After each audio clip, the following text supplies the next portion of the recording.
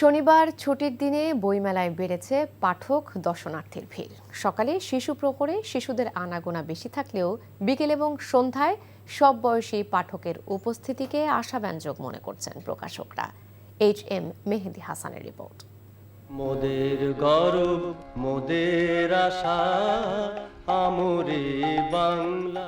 অমর একুশে বইমেলার তৃতীয় দিনে সোহরাওয়ার্দী উদ্যানে বিভিন্ন স্টল ঘুরে বই দেখছেন পাঠকেরা।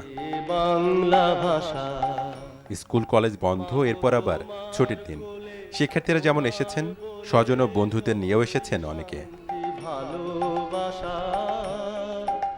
একটি থ্রিলার বই, রাশিচক্রের অভিশাপ, নবসাহিত্য পাবলিকেশন থেকে।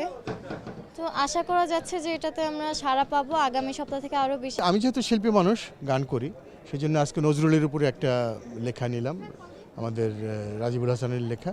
আরও প্ল্যান আছে, প্রথমত কিছু দেখব। নজরুলের কবিতা এবং গানে পৌরাণিক ব্যঞ্জনা, এই শিরোনামে একটি বই এসছে। তো এই আর কি, সব কিছু মিলে খুব ভালো লাগছে। শেষ পর্যন্ত সব প্রিয়জনদের সাথে দেখা হচ্ছে। কি জাদু বাংলা গানে গান গেয়ে দাঁড়। তবে ক্রেতার চেয়ে দর্শনার্থীর সংখ্যাই বেশি। তবু প্রকাশকরা একে দেখছেন ইতিবাচকভাবে। বলছেন, পাঠক সমাগম বাড়ায় আশাবাদী হচ্ছেন তারা।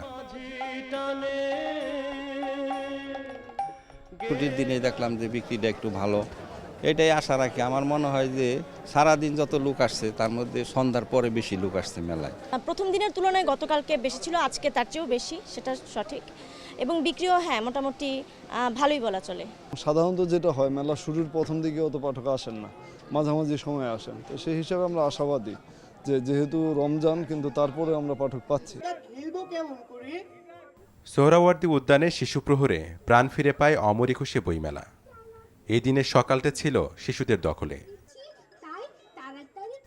মূল আকর্ষণ ছিল পাপেট শো। মঞ্চে হাজির হয়ে দুই পুতুল বন্ধু অপু আর দীপু গল্পের ফাঁকে শিশুদের নানা শিক্ষণীয় বার্তা দেয়। HM মেহেদী হাসান, NTV নিউজ, ঢাকা।